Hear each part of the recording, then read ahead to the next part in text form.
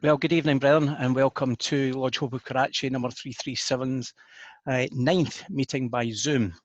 It gives me great pleasure to welcome you all along. The nights are stretching out, and it's getting back into bowling season for some of you, if we were actually allowed to go out onto the bowling greens. But until we're allowed out, I will ensure that we've got some entertainment and a daily advancement for you via these weekly meetings, courtesy of the Lodge Hope of Karachi. This evening, Brian, for our daily advancement, I'm delighted to introduce one of our own, albeit he resides in Canada. He is a Scottish Mason. And a little bit about Most Worshipful Brother Hugh Young. He was initiated in Lodge St Clair 427 in Cambusnethan on the 3rd of February as a Lewis, and his father proposed him, but unfortunately passed the Grand Lodge above 18 days before his first degree. He then moved over to Canada, and he was affiliated to Lodge Concord in Calgary on the 3rd of May 1969, and he progressed to the chair in that lodge in 75 and 81. Held a variety of Masonic offices during his time, but I would imagine that the culmination of his Masonic career was becoming the Grand Master Mason of the Grand Lodge of Alberta. So I'm just about to hand over to Hugh. Can I ask everyone to double check that they're muted? I will allow the final people that are in the waiting room admission, and I hand over to Hugh. You mean it's my turn now? Yep, over to you, Hugh. Well, you know, Brian, I've thoroughly enjoyed what Gordon has done on this lodge the last few weeks, and listening to the last couple, we were very in-depth. I want to tell you, tonight is something like watching the comic portion of a Shakespearean tragedy. There's always comic relief. And I think you'll find tonight is, after 2 weeks of pretty in-depth talks, I think you'll find this one to be a little bit on the light side, but hopefully most enjoyable to you. You know, I really never went out of my way to collect anything. But you know, when you're an active Mason for, I guess, 55 years, and you do attend meetings, you do attend lodges, you go to celebrations, you end up with a whole bunch of stuff. In fact, I've had 4 storage bins up in my garage of ties, mugs, wine glasses, pennies. The new one, of course, are the challenge coins. And of course, I also have a whole bunch of pins.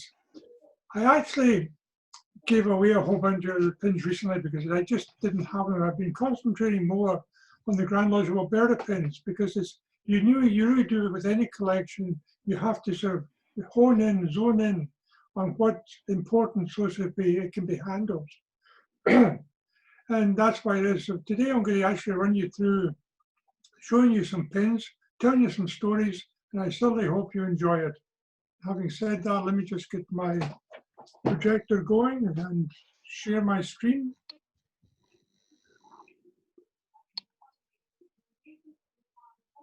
I did that the wrong way around. Hang on a second.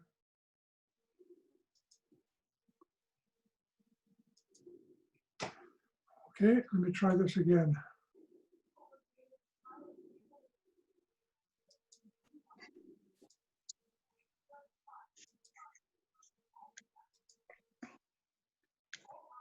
You should always see a white van at Wisher Cross. We can see that, Hugh. Yeah, good. I just have to find the button to push and we can get going. You wouldn't believe I've actually dealt with computers for years, would you? Okay, we should now be looking at the first slide. Over the years, I really have accumulated a lot. You know, the pin collection is not unique to North America, but it's definitely very strong in North America. Hang on a second, I'm trying to move something here. Yeah, this paper just goes through a few of them, and within Freemasonry in its extended family, although today I'm not showing anything other than craft pins. It may be They're produced by different groups, the Grand Lodges, including Grand Masters. Grand Masters sometimes use them as giveaways or as charity raising. And lodges where you go and visit and get one or for a special celebration. Some lodges actually have pins that are restricted to lodge members only. So having said that, let's start off with some Grand Lodge pins. Some are, say, copied from the province or the state flag, sometimes from the shape of the province, or perhaps from an identifying transaction. For example, that's the flag of Alaska, and that's the Grand Lodge of Alaska's pin. Colorado, Colorado's pin. Oklahoma, and the Oklahoma pin. You'll notice the Indian regalia, the Indian headdress stuff on the Oklahoma. I was down in Oklahoma one time and ended up watching the Oklahoma Indian degree team. And it's quite well done. That's an aside. You get into the shapes of the states, Minnesota, Texas. The only trouble I find with these pins is if you live in the state, you know the shape. If you don't live in the state, you really don't. Got one from Australia. The red part, of course, is for the Grand Lodge of South Australia and Northern Territories. A couple more from Australia. This is for the Grand Lodge of Queensland, the United Grand Lodge of Queensland. The one on the left is official pin. The one on the right was actually the pin for the Australia and New Zealand Masonic Research Council's 2014 conference, which took place in Cairns. The fish is a marlin, and the color of the pin, both pins, is actually maroon, because that's the state sports color. All the sports teams for the states wear maroon. So people actually do put some thought behind it. Come to the Grand Masters pins. That's the best one. That's mine. The flower is the wild rose of Alberta. Of course, I'm sure you all recognize the saltire. We raised quite a bit of money for charity with those. There's even a few floating around Scotland. I found this one interesting from Tennessee, Dickie Johnson. The quote is from the New Testament, and of course, as you read, you realize most of the craft stuff comes from the Old Testament. To find something from the Gospels, I thought was rather unusual.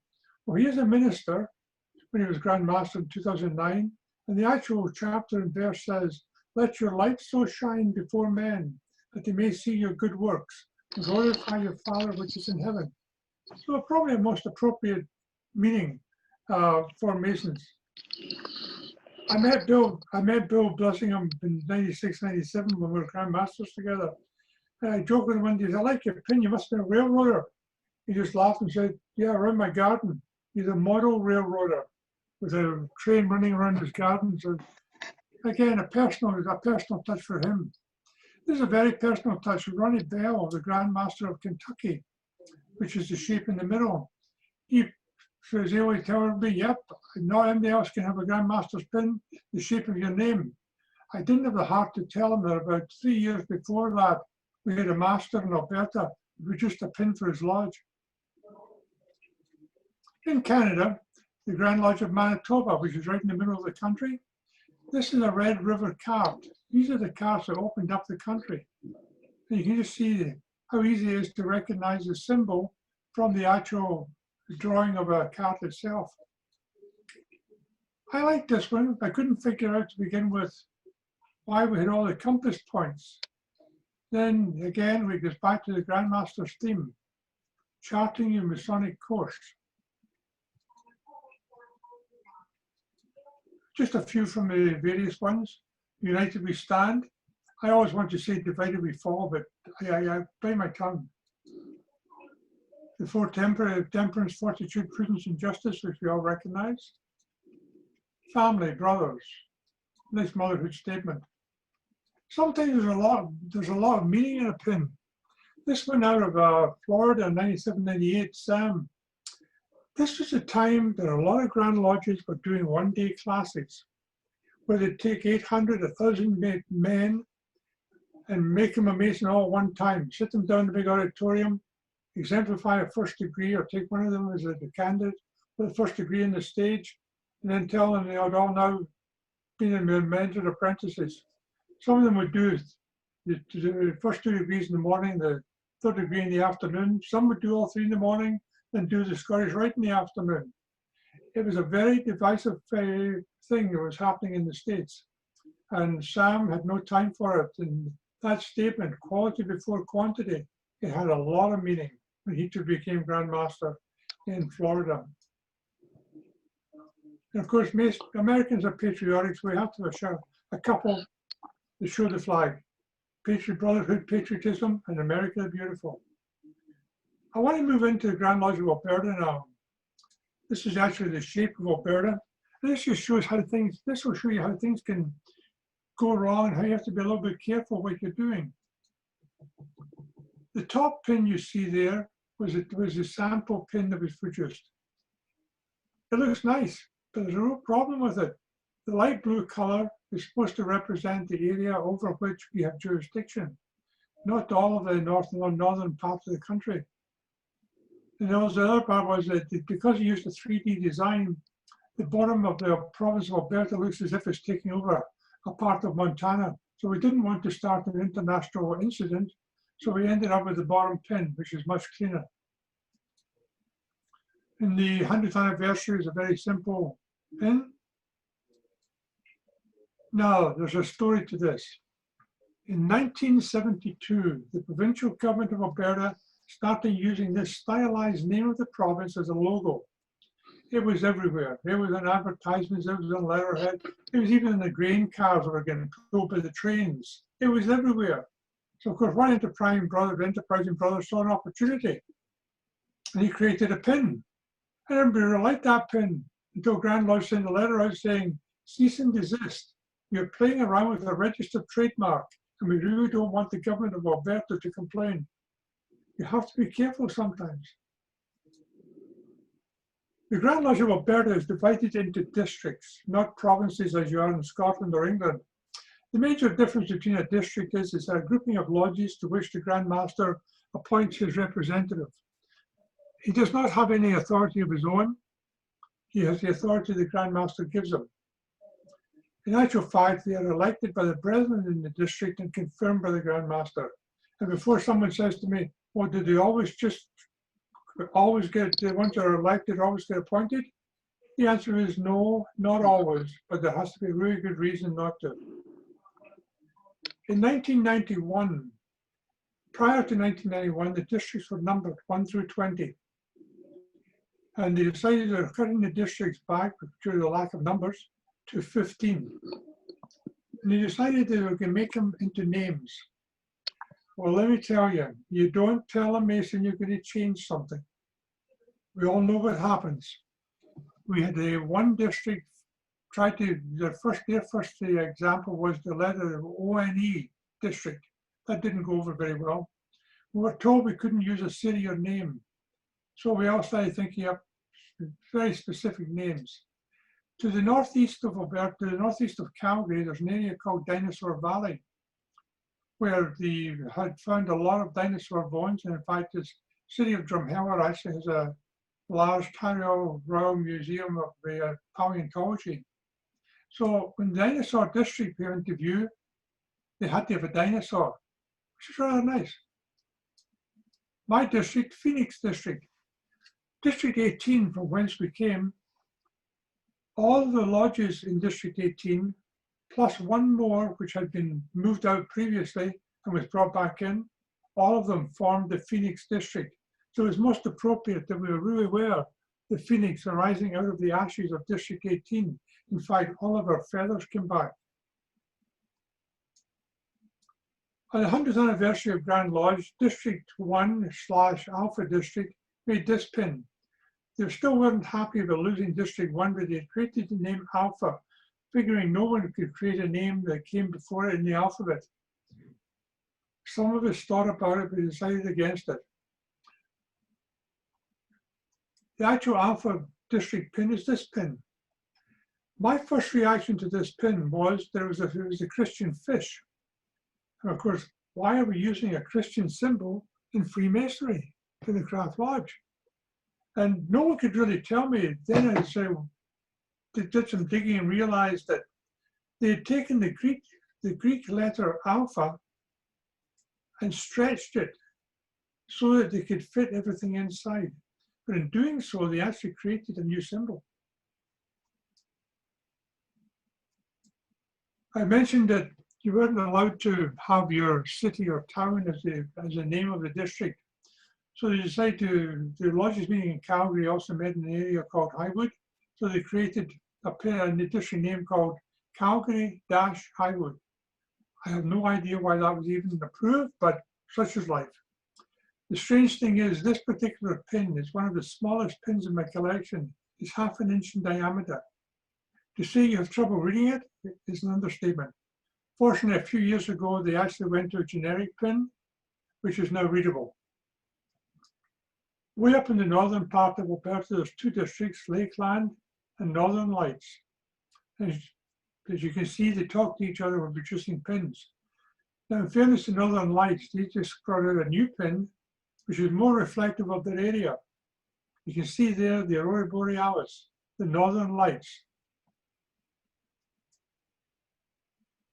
One of my favorite pins is district pins is this one. Palliser District, named after the explorer, only has 5 lodges. I think it's really nice that they put the number of the lodge inside a symbolic keystone and put it around the edge, because the lodges really are the keystone to the district. I'll take a deep breath now and we'll keep going in lodge pins.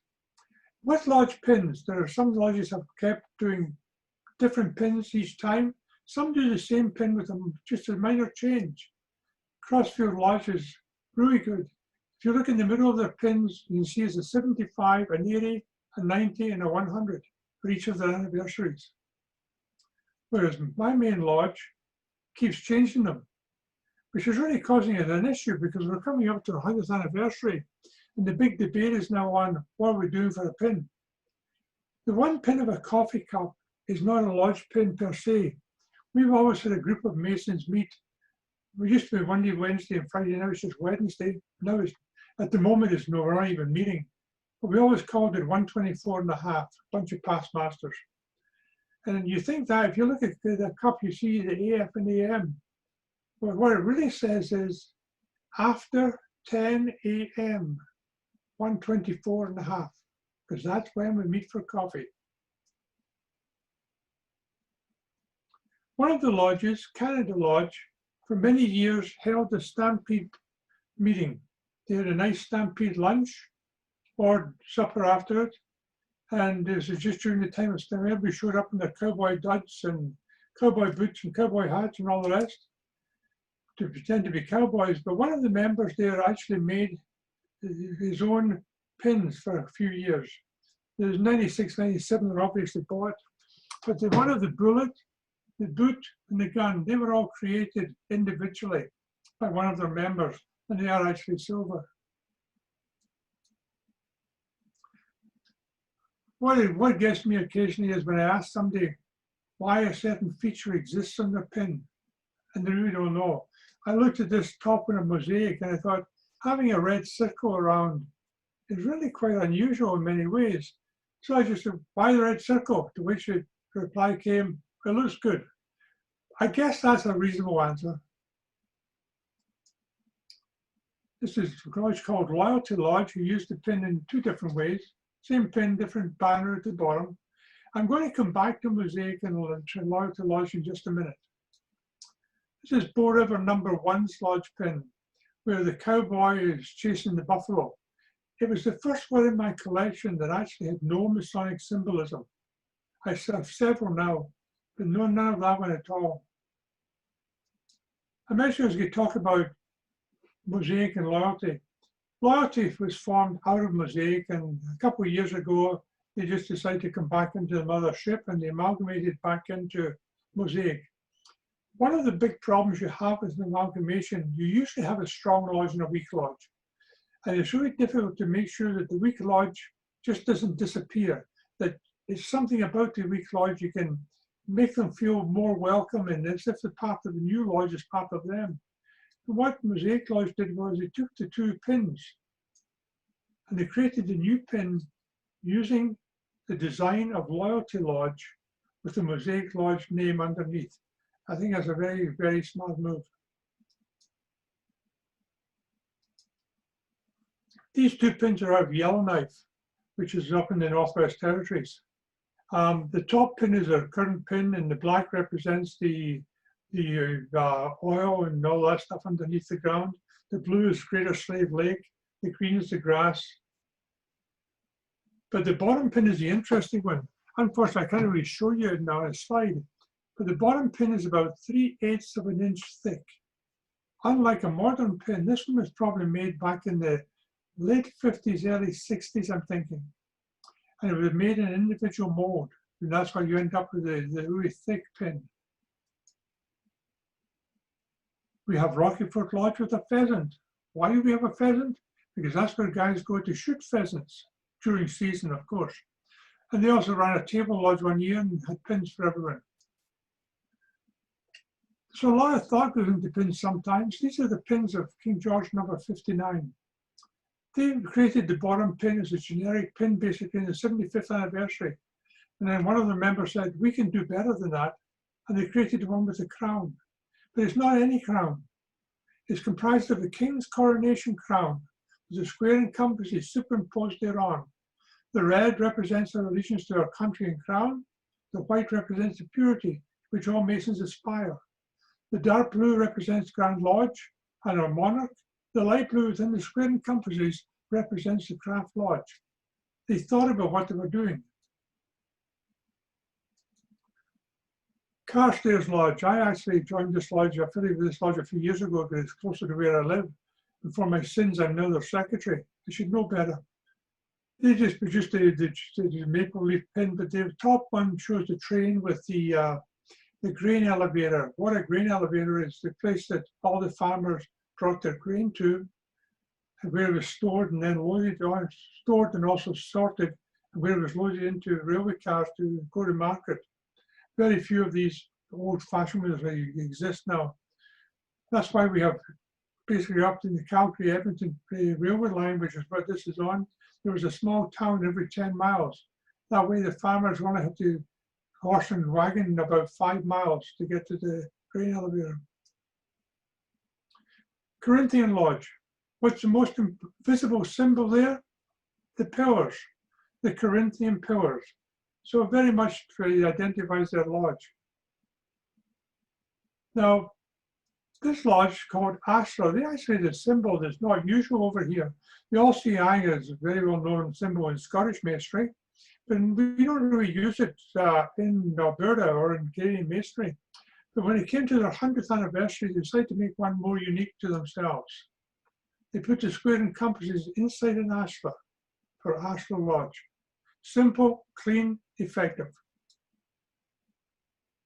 I mentioned that there's a city called Drumheller in the middle of Dinosaur Valley. Well, we have a lodge called Drumheller. So of course, we're back to the dinosaurs. The other item you see on the side is called a hoodoo. It's a rock formation where the bottom part is sand, the sandstone, which gets weathered away, and the top piece is a harder rock. So it doesn't, it stays the same. They actually produced 3 different pins, the third one being a big dinosaur foot. This is Nanton Lodge. I had to ask the question of them, why do you have the 3 different ones? When I was told, well, the real one is actually one with 7 spokes. I said, okay, next question. Why 7 spokes?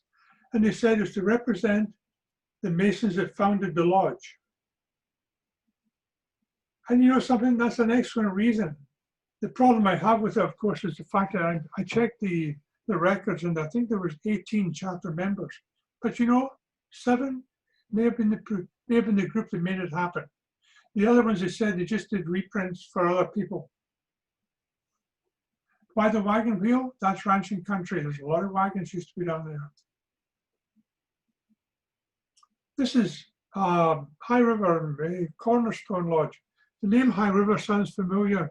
That was the small town in Alberta that got decimated by floods a few years ago, and the 13,000 population were all evacuated. The lodge hall in that time had slightly higher ground, and they actually acted as one of the centers. The first two pins, they actually are different. They have the G in the middle. The third pin's a pretty regular one, but the fourth pin, I always say that after they saw a presentation from me on pins, they went out and they designed the fourth pin. The middle of it, although you can't see it, is actually raised, and that's to represent a cornerstone for cornerstone number 19. When you don't have something unusual about your name, Bassano really doesn't say much, but in the area, Bassano area is famous for the Eastern Irrigation District Dam, which was responsible for a lot of the irrigation in southern Alberta. If it wasn't irrigation in southern Alberta, it'd be a bit of desert. What I like about that white pin is one of the best made pins in my whole collection. Most of the pins, you blow them up a bit and you can see the roughness around the edges. I've been this under my magnifying glass and it is just as smooth as silk. It's an excellent pin. We run through a few single pins now, just very quickly. Gleason, again, we're back in the trains and the wheat. Gleason was one of the switching points for the trains going east and west. And wheat, of course, is the whole area is wheatland. We have St. Mark's Lodge. That's their old hall, a place of many memories, I can assure you. In the mid-1970s, they demolished it. But you can see how the pin really is a close resemblance to the original lodge hall. They demolished it and built a seniors tower for apartment blocks, which have now paid off, and now they're looking to build another one. Very enthusiastic, energetic lodge. I'm sure you can all guess which castle that's supposed to represent for Balmoral number 185. This pin really got to me. I looked at the shapes and I thought, two semicircles with a piece in between? Really? So eventually I had to ask. I looked at the name Highlands Lodge. I thought, oh, must be a Scotsman involved, and they put a deer head in the middle. And I thought, oh, I better ask. Well, I'm pretty far from the truth. What really happened in the late 1950s, one of the members went hunting and bagged a deer. He had it mounted on a board to his design, this shape, and took it home to put in his wall. His wife, in no uncertain terms, said the thing could get lost, and so he stored it for a long time in the garage. Years later, he saw there was a big space in the high wall above the senior warden, and he said, how about I give you something to put in that wall? And so the deer head mounted was placed on the wall. And they actually were looking at doing a seal for the lodge at the time, and that's now their seal, and it's also their pin. I think it's a great story. Cochrane, King Solomon's Lodge in Cochrane, we could have done a King Solomon's Temple, I guess, but it's known for ranching country. In fact, there's a statue just outside the town, overlooking the town, that tells the whole story, and you can see the similarity. We have a traditional observance style lodge. This is their pin. I have about 4 paragraphs of explanation of the pin.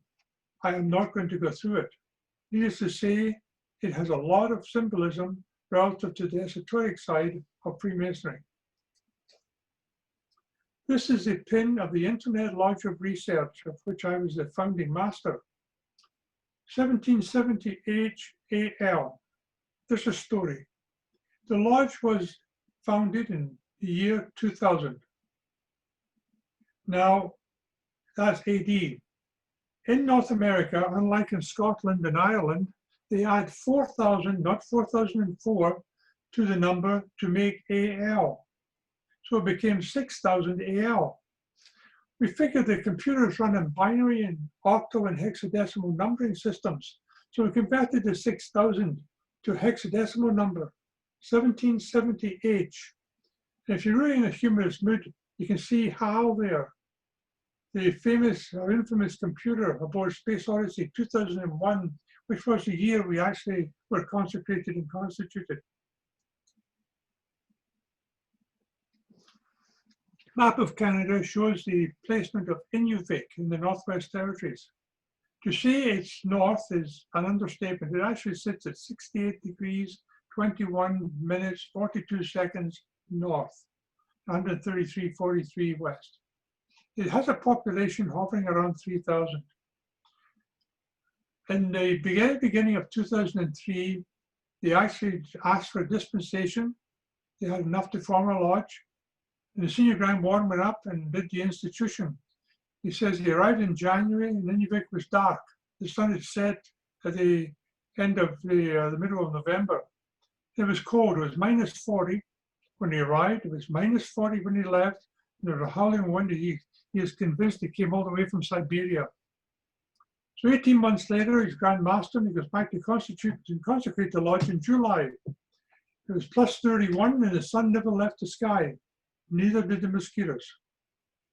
Unfortunately, the lodge went dark in 2009 after only a few years. The problem with these northern settlements is so much of it is transient. And so once you lose your number, you lose your number. They did produce a pin. And I think it's a very nice, clean pin with the polar bear sitting on top of the square and compasses and the symbol for the North Star. One of our more recent lodges, the Goose and Gridiron. This was named after the Goose and Gridiron Lodge or pub in England, of course, in London, where one of the first English lodges is said to have met. Like the original, this lodge meets monthly at different pubs and restaurants within Calgary. I asked recently why the 47th problem of Euclid. Well, they actually intended it to be a past master's lodge, but they couldn't start it off that way because there were 3 of the charter members were not yet masters. They are now, and they will be converting it to a full past master's lodge. This is one of these pins that will not be distributed to everybody.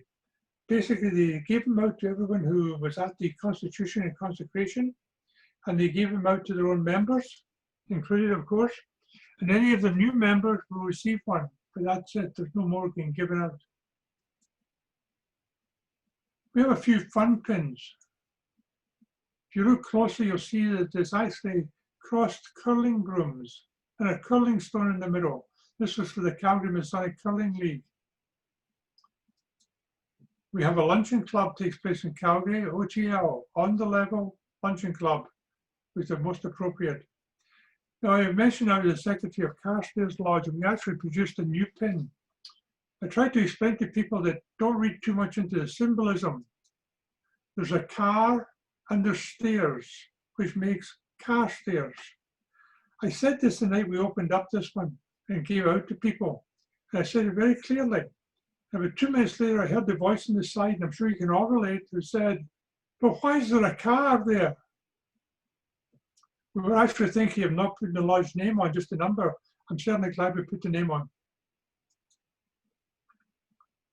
This unusual pin is another pin that's restricted to the lodge members. From the symbol in the middle, you can tell it's a past master's pin. If you look closely, you can see the number 5 and 9. 5 is pretty obvious. To 9, you have to turn the pin around to the anti-clockwise 90 degrees.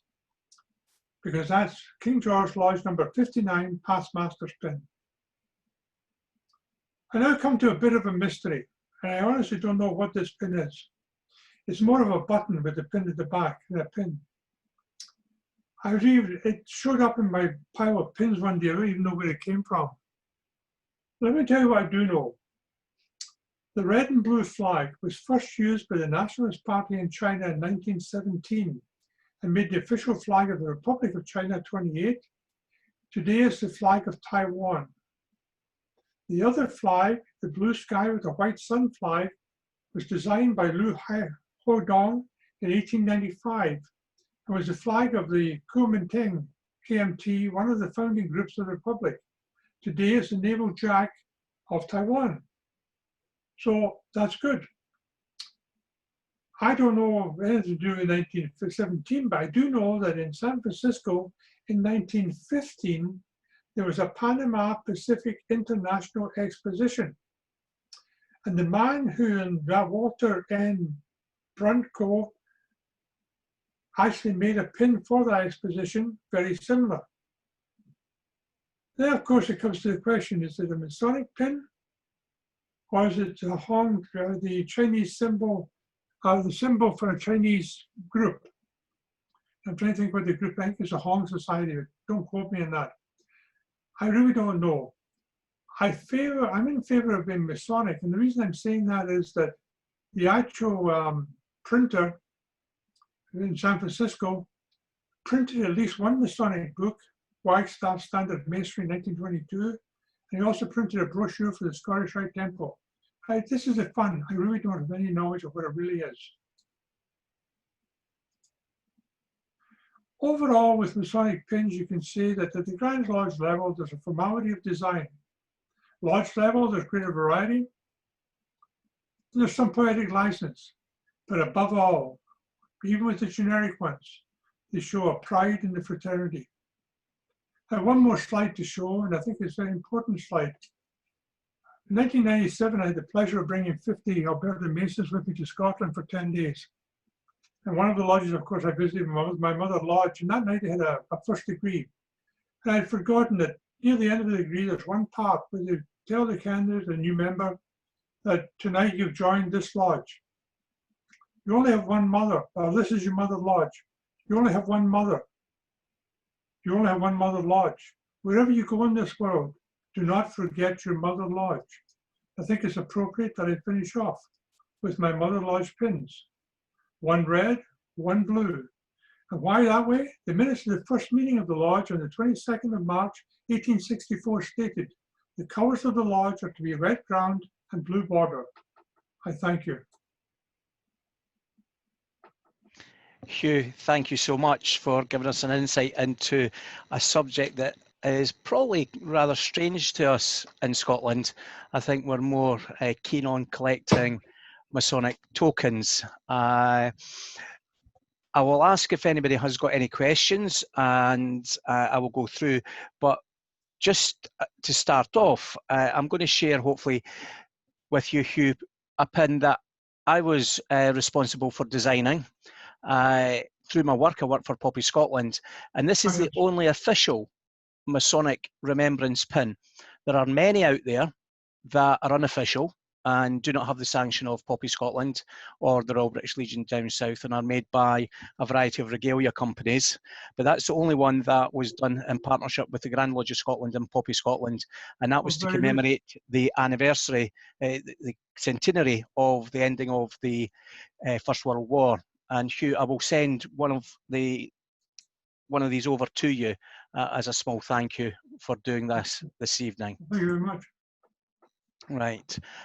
So, Claudio, you've got a question.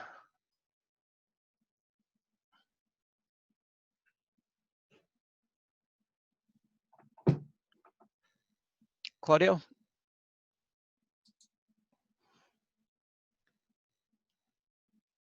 No, are you able to unmute yourself, Claudio?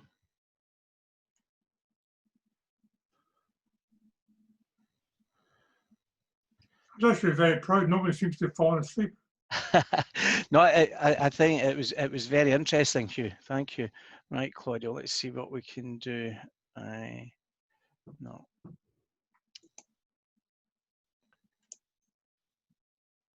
Right. I've got another point from our brother Hugh that will be of interest to you. Brother Derek Elder, who's joined us this evening. His dad's cousin was the master of Mosaic Lodge in 1979. So what was his name? What was his name, did you say? Derek, can you unmute yourself? No. Hello, Hugh. His name was John Bunyan. Oh, yeah, I knew John very well. Yeah. We ended up at the bar many times. It's a small world, brother. It certainly is. Good man. He's a good man. Okay. Glad to hear it. Hugh, we've got another question. Do you have any widow sons pins? I keep telling my son-in-law I want one, but he won't give me one. I know I don't have any widow sons pin. My widow sons is very active here. My son-in-law was the secretary of the local chapter for a while until he managed to move on to somebody else, like all good secretaries eventually do. Mm-hmm. Okay. Well, I'm sure. there's a couple of widow sons on here, so I'm sure that that will probably be resolved in due course. Oh, thank you. I appreciate that. There's another question from Bob Scott. Hugh mentioned a table lodge. What is that?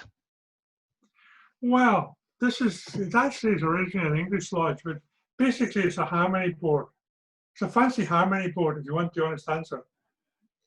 And they do the English style toast with the rapid fire and all the rest. And there's a whole bunch of toasts where you can start toasting each other and get really cross-eyed.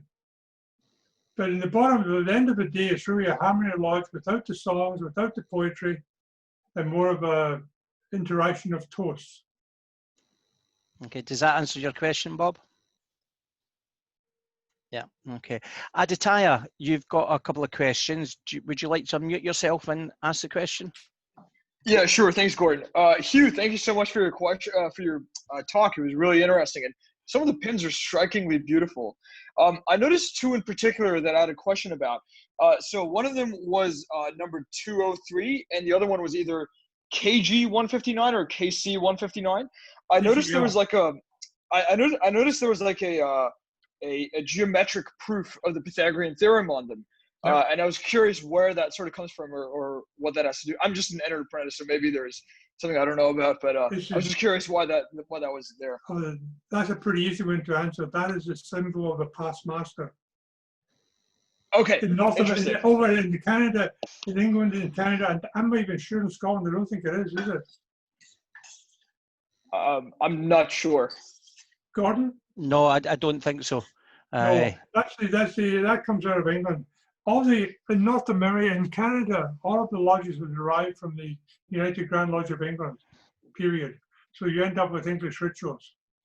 Is there a reason why the past master is symbolized by a proof of the Pythagorean theorem? Well, when you're a past master, you know all about it. Okay, thank you. Okay, I've got a couple other questions for you, Hugh. I'm just trying to scroll down and get to them. So Bernard, I'm trying to do this from one computer this week so I don't sound like a Dalek, so you just have to bear with me. I like the streak of light across your screen. My dad was complaining about that, but I just told him it was my angelic look, Hugh. But he disagreed with that as well. Right.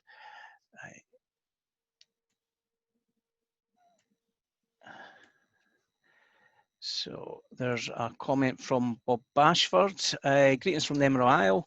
One of the most interesting American pins that I have in my personal collection is the Oscar Scott Woody pin, struck to commemorate the death of this brother when the Titanic sunk.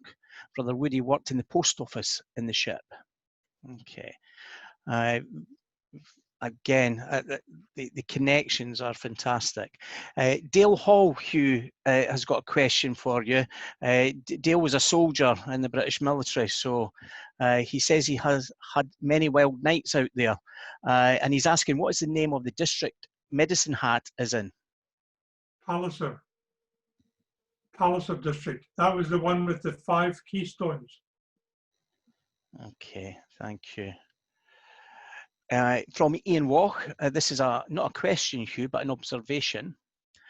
When I had the pleasure of visiting Washington, Brother Mickey Anders, who arranged my visit to George Washington Memorial Lodge, gave me a little envelope marked a replica of the first pin ever worn by a Mason. In the envelope was a safety pin. So I have much more important. I have the small jewel that Robbie Burns wore. That's much more important. The Deputy Grand Master's jewel, or the Deputy Master's jewel, sorry. Okay. A question from Derek Elder. The Masons of Newfoundland and Labrador use the forget-me-not flower in the same way as we use the poppy for remembrance. I was given one a couple of years ago by a Newfie Mason visiting the Grand Lodge of Scotland. Are there any of these in your collection? Yes, I do. I actually have them. My collection, even looking at Alberta, for the province of Alberta, I've actually got almost every pin. I'm missing one I know of right now.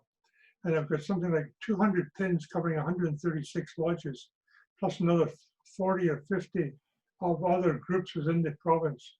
So yeah, but I do have the Newfoundland, forgive me, that Grand Lodge of Newfoundland and Labrador was interesting. 1997, I was Grand Master at the time, they actually became a Grand Lodge.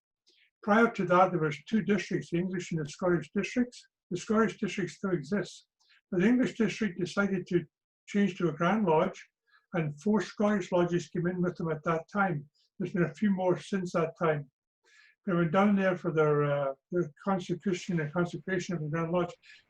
Probably the last one you may ever see in the world, who knows? It was quite the event. It was also where I found out something interesting. I always thought that Grand Masters were equal. And it was interesting, all the visiting Grand Masters were brought in from the States and given Grand Honors 9 times.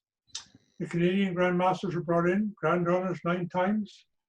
The Pro Grand Master of England the Grand Master Mason of Scotland, Lord Burton at the time, was brought in. He was given 11. And then the Pro Grand Master of England came in and he was given 11. And all the other Grand Masters were sitting there chuckling, thinking, ah, yes, we're all equal, but not quite that equal.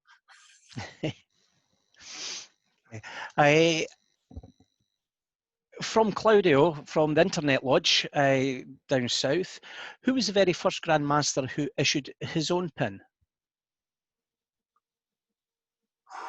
No idea. Okay. I know who it was in Alberta, and that's where the size of it. And I should tell you, I see we have a member on from 215, and I'm an honorary member of St. Andrews and Straven 215, because that was my grandfather's lodge. I actually had his Master's Mason certificate from 1898. Again, connections, fantastic. So yeah, all right. So Dougie Filings commented, fascinating presentation. And I'm not sure if this is a question to me, Dougie, or to everyone in general. Do you have pin collectors, and how popular are pin collectors, and how many pins do we have? I don't think pin collecting is as common in Scotland. it's not as common here either. Is it not? No, in the Bedford area, and if you go into the Palliser district where the military have been, challenge coins are the big thing, which makes sense for the military. And there's a few lodges that are doing them. Having said that, most lodges in Alberta do have their own pin, and there are some people who keep coming to me, smiling at me, and putting their hand out, wanting something. Okay.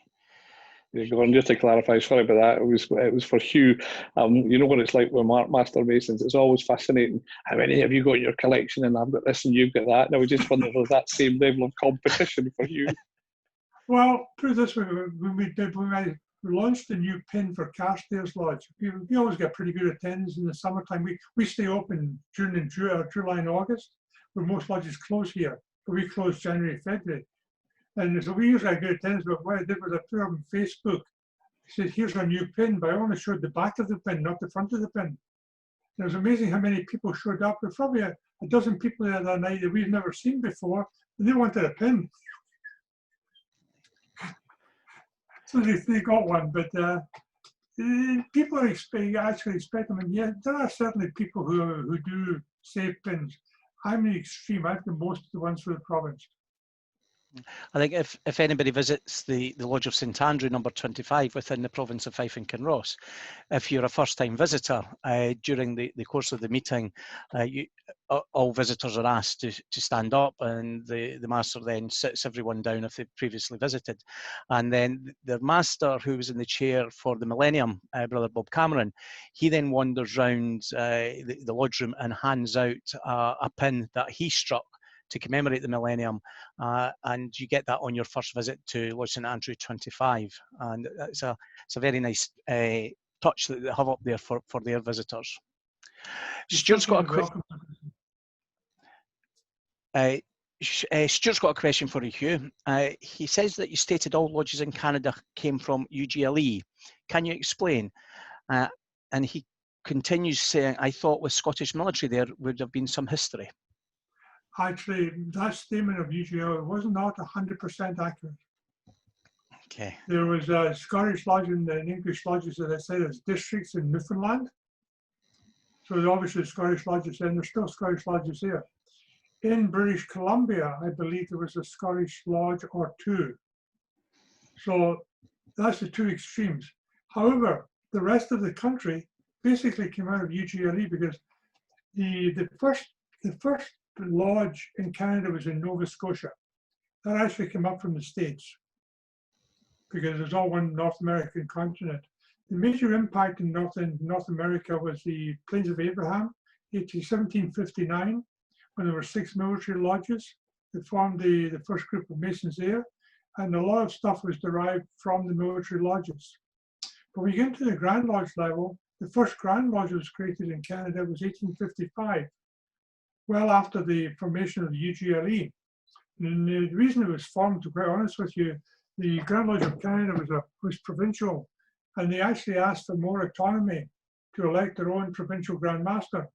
And so for over a period of 3 or 4 years, they kept sending letters off to England, to the Grand Master, to the Grand Lodge, and they were totally ignored. So eventually somebody says, enough, we'll have our own Grand Lodge.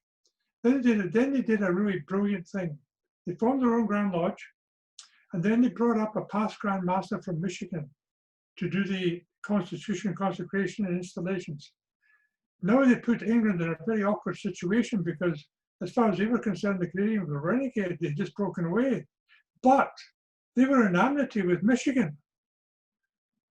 So to do that, they'd have to break ties with Michigan, which they didn't want to do. So a couple of years later, they all kissed and made up, and life goes on. And from Ontario, in 1867, when Canada as a country was formed, you had 4 Grand Lodges, because you had 4 provinces. Nova Scotia, New Brunswick, Ontario, which is still the Grand Lodge of Canada, and Quebec. Now, initially, Quebec, they tried to have to form their own Grand Lodge, and Ontario said, no, you can't do that, you're part of our Grand Lodge. Amazing how history repeats itself. But eventually, again, after a couple of years, the Grand Lodge of Quebec was also found. Then you move across the country, 1875, the Grand Lodge of Manitoba was founded with 4 lodges, actually, and they came out of Ontario. Then when you come further west, then you get into Alberta and Saskatchewan. They were formed in 1905, and they came out of Manitoba. And BC was also a bit different because they were populated from the other side of the mountains. So they were actually 1875, I'm thinking, in that area somewhere they formed. So they're a little bit different, but again, a lot more English influence and Scottish influence. However, the Grand Lodge of BC, unlike most Grand Lodges in North America, actually run 5 rituals. They run emulation, they run Canadian, which is a variant of emulation, the Young York Rite, which is most like the American, they run American, and they run Australian, which I believe is a Queensland ritual. So again, it's all been a very orderly development across the country. Okay, thank you. Bob Scott, you've got a comment. Yes, Gordon.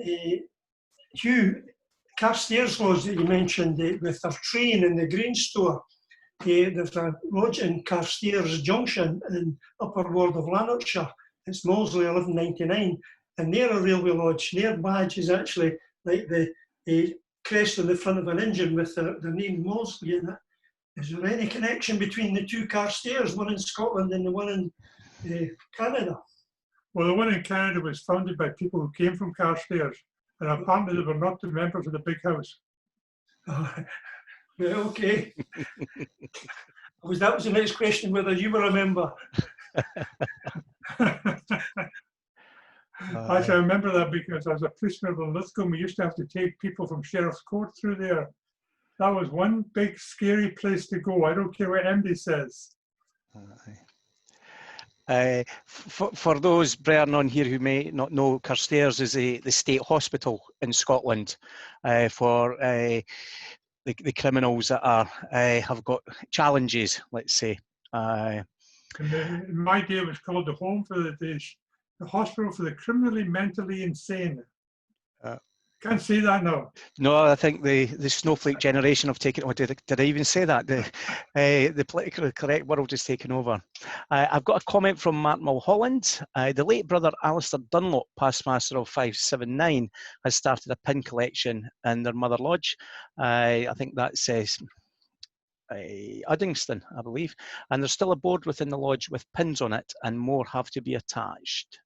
Mike Hearn has commented that in terms of the tree of where lodges come from, you can do an online search of Lane's records, which lists all the lodges under the United Grand Lodge of England, and they're all accessible online.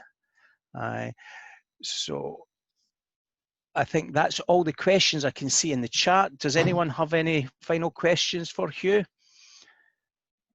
If you can either give me a quick message or put your hand up. No. Oh, David Barclay, yeah.